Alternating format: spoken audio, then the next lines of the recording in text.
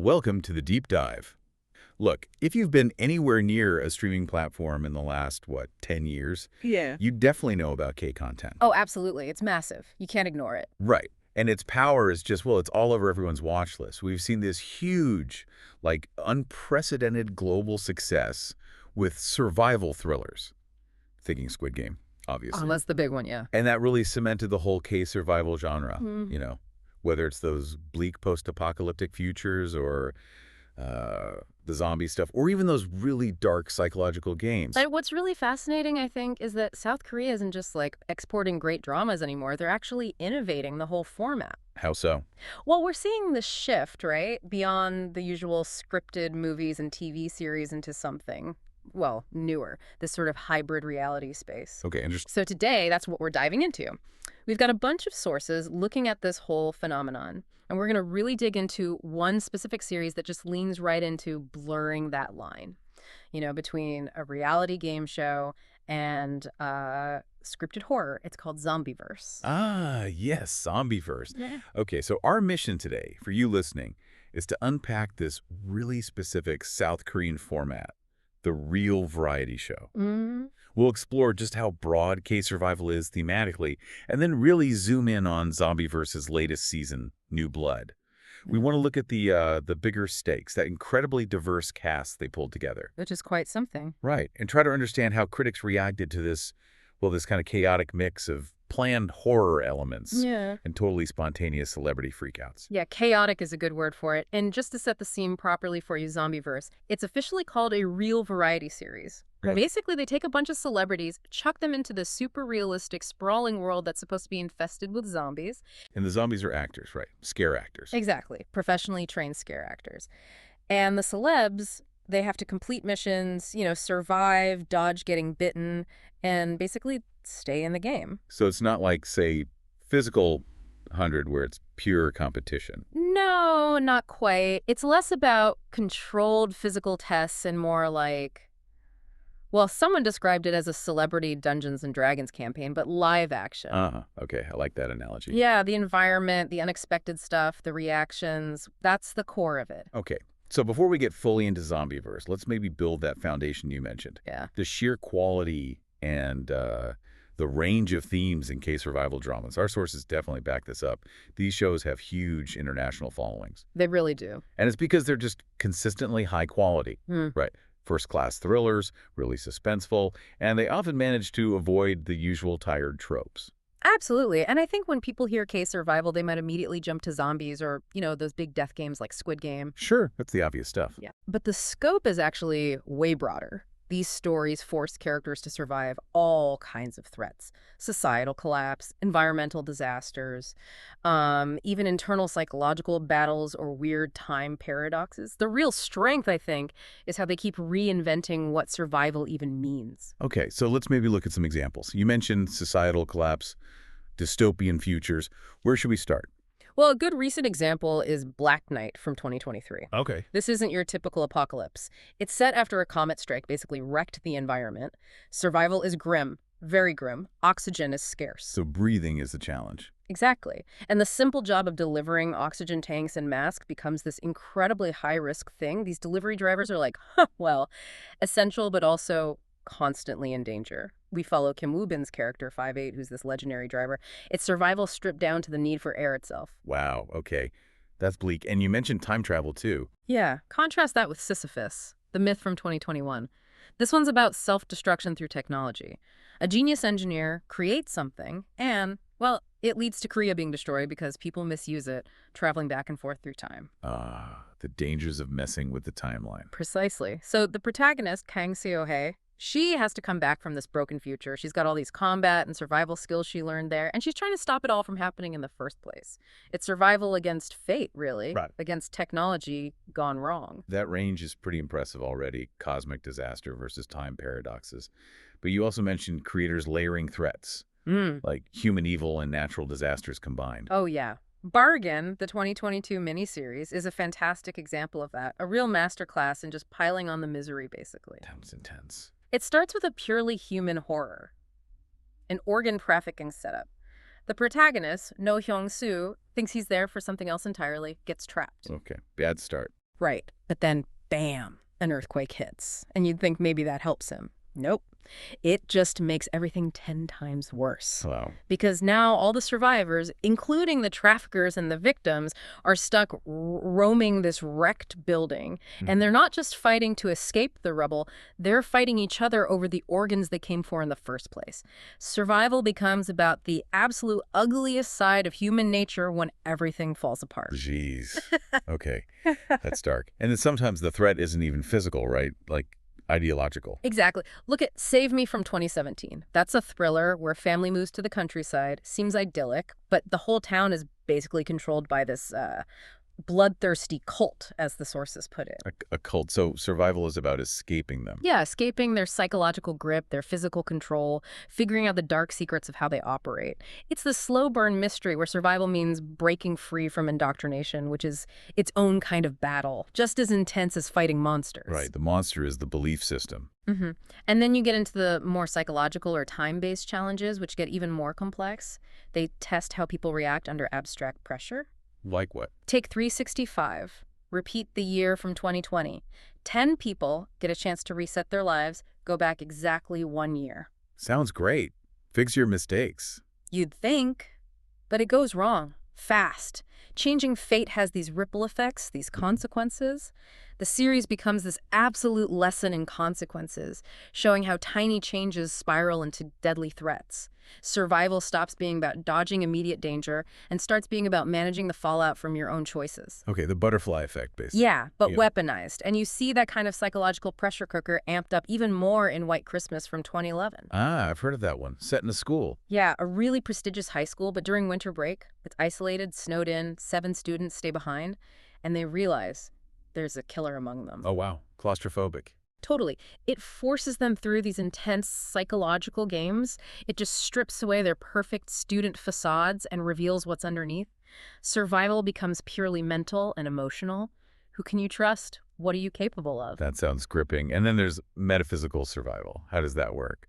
Right. Look at Death's Game from 2023. Super unique concept. A guy commits suicide, which apparently really offends Death. Okay. So Death forces him to live through 12 different lives, different people, different times.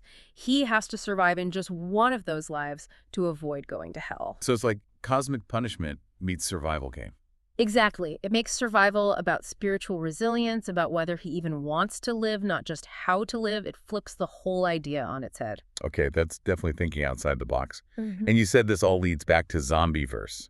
How does the zombie trope fit in here before we get to the reality show? Well, there's even subversion there. Take Zombie Detective from 2020. It's called an untraditional survival series because the main character is the zombie, Kim Moo-young. A zombie detective, seriously? Yeah.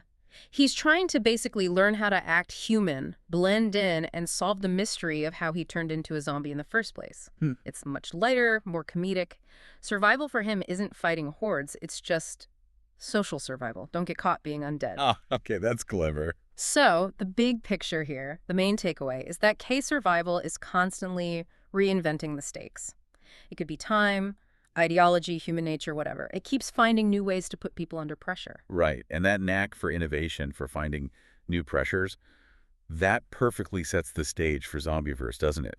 Taking all those successful elements, zombies, suspense, psychological stress, and just throwing real celebrities into the mix. Exactly. It's like the next logical step. Yeah. Make the survival scenario immersive, but make the reactions completely real. Okay, so let's really nail down the Zombieverse format. Yeah. Because this is where, like you said, things get interesting. It's a South Korean reality game show.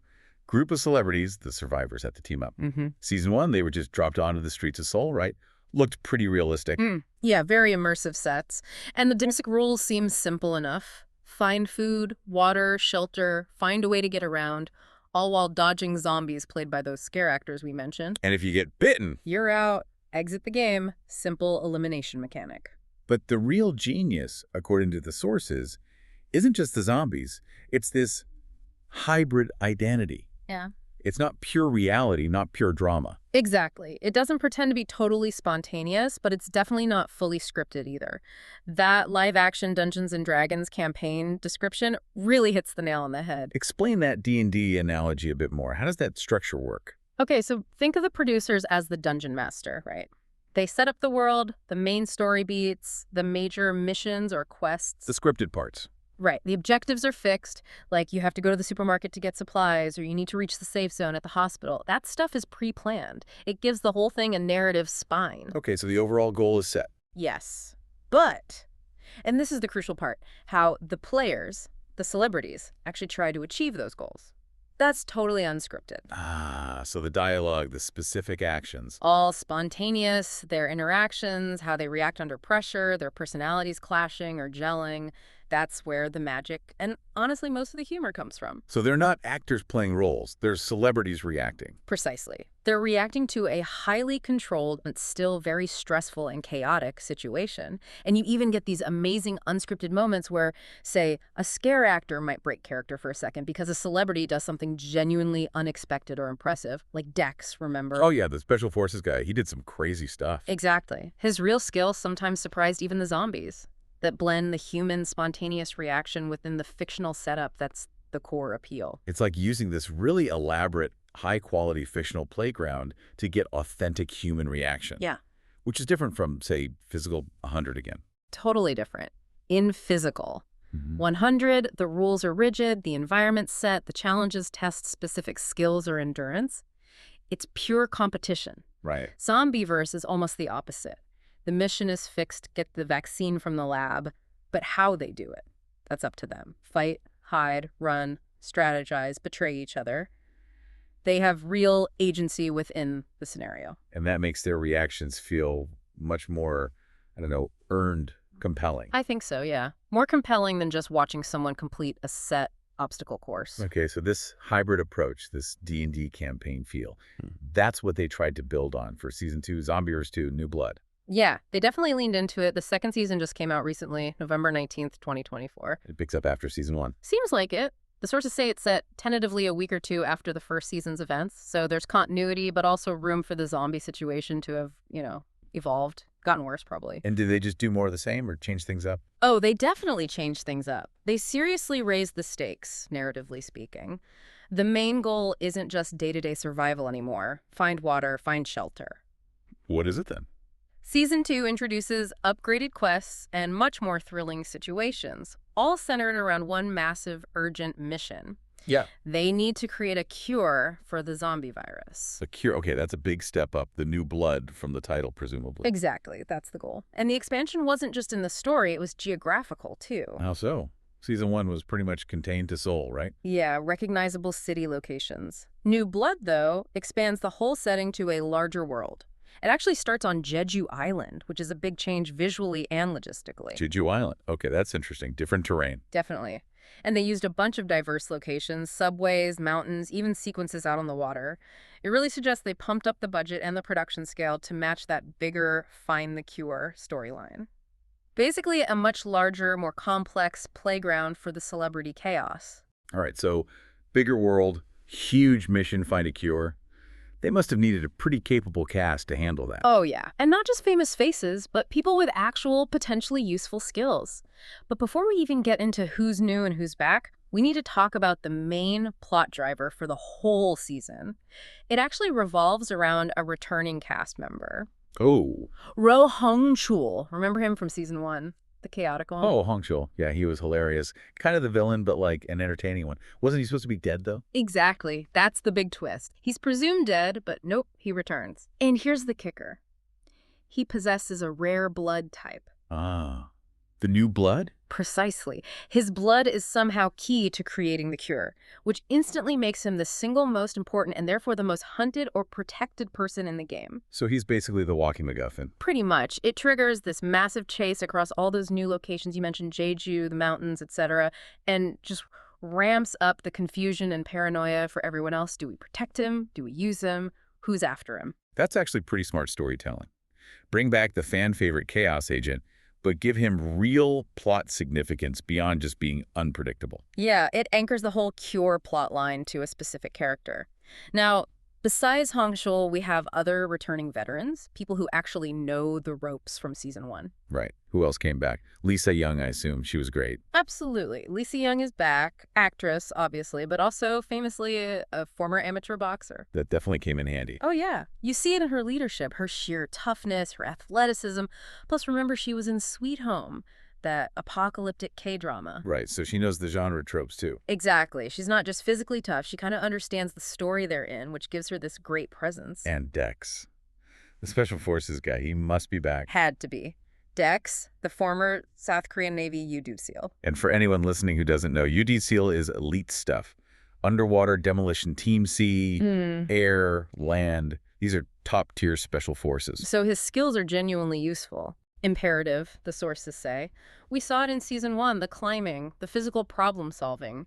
He's a huge asset, physically and mentally. Just having him there probably calms some nerves, or makes them worse if he's being intense. Huh, true. Who else from the old guard? We've got Din Din, the rapper and TV personality.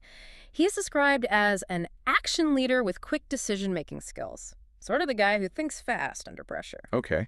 Then there's Suki from the K-pop group Billy. She was noted for her unshakable courage and loyalty, the reliable teammate type. Always need one of those. And Patricia Yumbi, the TV personality. She was recognized for making key decisions in a crisis. So basically, the veterans bring experience, established dynamics, and a baseline level of trust, or mistrust in Hong Chul's case. Okay, so a solid returning core. Now, who are the new faces they brought in for this bigger season? You said diverse skills? Really diverse. It shows the producers were thinking strategically about what the group needed, not just star power, though there's plenty of that too. Like who? Big names. Huge names. On the K-pop and actor side, you've got Taeyeon, leader of Girls' Generation.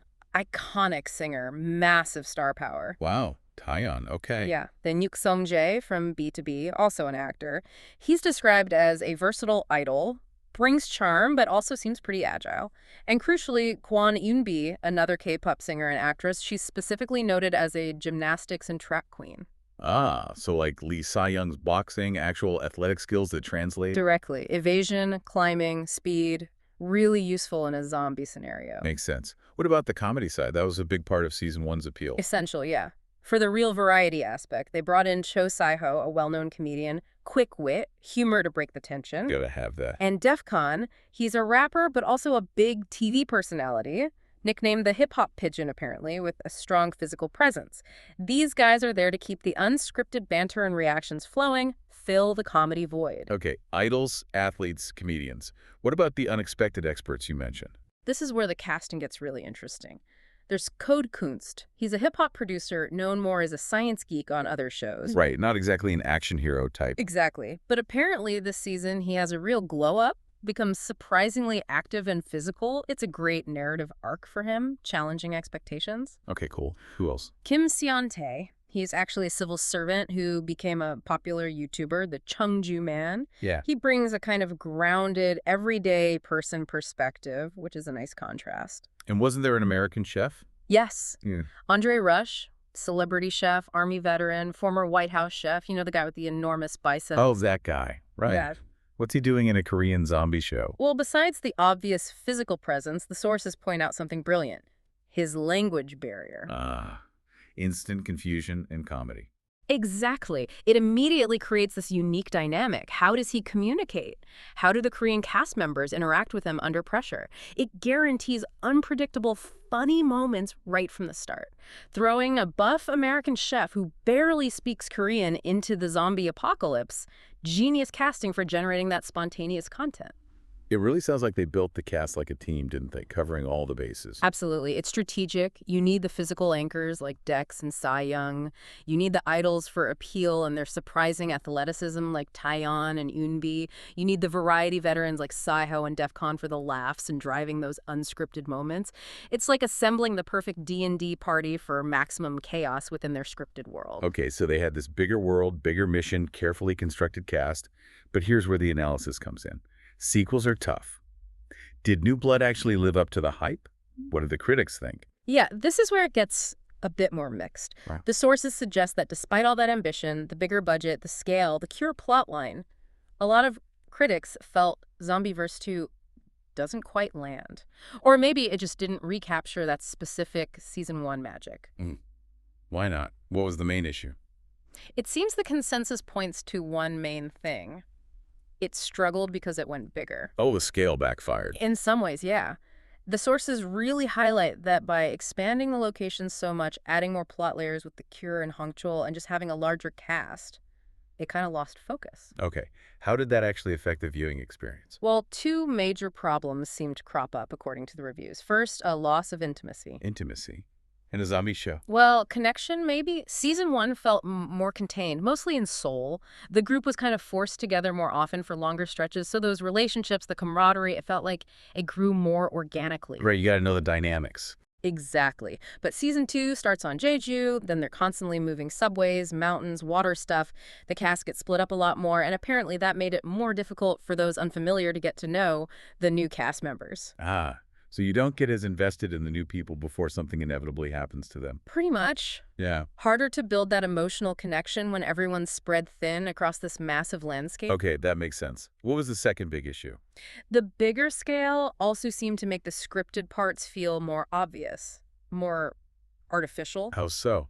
I thought the mix was the point. It is, but apparently in season 2, the seams showed more. Critics and viewers felt the missions sometimes seemed contrived or unnatural, like they existed purely to move the plot from A to B or to set up a specific challenge, rather than flowing organically from a survival situation. Can you give an example? The sources mention things like, okay, having the celebrities push carts through these clearly preset tunnels, or a sequence where they had to battle a secret agent in a gym using foam blocks. Foam blocks. In a zombie apocalypse. Right. Or apparently a big dramatic bridge sequence felt very staged. The criticism was that these challenges don't flow as seamlessly.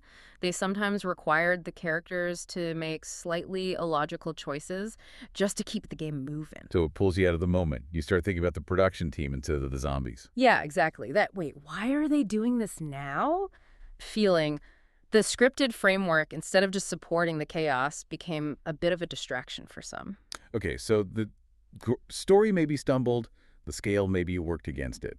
But what about the character stuff, the unscripted moments? Did that still work? Oh, absolutely. That's the saving grace, according to pretty much everyone. Even if the overall plot felt messy, the spontaneous chemistry, the humor, the relationships, that's where the show still absolutely shone. So the variety part carried it. Big time. The sources spent a lot of time praising these dynamics. It was the real highlight for many viewers. Like what specifically? The returning cast. Definitely. Having veterans back, especially Ro Hongchul, provided that pizzazz and familiarity people loved. Hongchul, even as the antagonist or MacGuffin, apparently just steals practically every scene he's in. He's just naturally entertaining. Totally.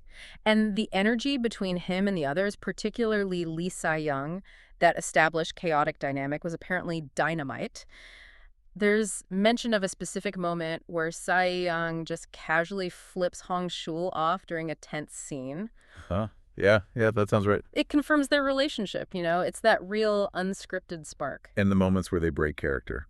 Any good ones? Pure gold, apparently. Like Andre Rush, the super buff chef, caught snoring loudly during a really serious moment when the group was appealing for the vaccine. Oh my God, that's amazing. Right. Or this scene described as grossly silly, involving Hongchul, Yuk Sung-jae, and Cho Sai-ho pretending to pee somewhere. Reviewers said it was classic, unscripted variety show chaos. Okay, so the humor was still there. Even when they were trying to be serious. There was apparently a scene where they attempt to hold a funeral for Hongchul when they thought he was dead. Oh, right, because he came back. Yeah, but the attempt at being solemn was just hilariously executed because the celebrities couldn't keep it together amidst all the absurdity. It just proves that the funny human moments often override the serious survival plot for the audience. The show is best when the serious setup leads to ridiculous outcomes. Did any of the new cast stand out in that spontaneous way? Yeah, Code Kunst, the music producer, he apparently had a real glow-up. Went from being seen as maybe weaker or nerdy on other shows to being a really active physical participant. It changed his whole image. Oh, cool. Like a surprise hero. Sort of. And Cho Sai-ho, the comedian, really stepped up, especially later in the season, filling that crucial role for comedic relief as things got crazier. Okay, so lots of good character moments, lots of laughs. But how did it actually end? Did the Cure plotline pay off? Well, This is another point of criticism. The ending was widely seen as feeling rushed or maybe anticlimactic. Really? After all that buildup? Yeah. It seems the plot needed to wrap up quickly, and part of that involved thinning the herd. So, several Season 1 members met their end. Tuki, Din Din. Oh, really? Yeah, and some felt their deaths seemed a bit, well, stupid and predictable, was one comment. Like the story just needed to clear the deck for the finale and maybe set up new dynamics. Any cliffhangers? Or loose ends? One major one that has fans talking, Patricia Yombi's fate. What happened there? She was last seen at this ranch location, surrounded by zombies, along with Andre Rush. But crucially, the show never actually confirmed her death or showed her getting bitten. Ah, the classic ambiguous ending. Exactly. Andre Rush's fate was shown later he got infected, but Patricia just vanished into the horde. So naturally, there's tons of fan speculation about her potentially returning if there's a Season 3. Okay, so leave them wanting more, even if the season itself was a bit uneven. That seems to be the strategy. That ambiguity keeps the conversation going, keeps people invested, even if the main plot maybe didn't fully satisfy everyone this time around.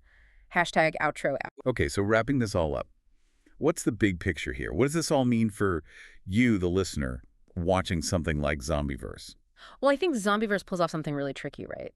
It successfully blends those high-quality K-horror production values. The zombie makeup is fantastic. The sets feel real and immersive. Yeah, the look is great. With the complete unpredictability and, frankly, the hilariousness of a Korean variety show. It really creates this unique beast, doesn't it? Yeah. This horror-comedy hybrid. Exactly. And it seems to work best when that scripted framework, the cure mission, protecting Hong Tuol, acts more like a pressure cooker.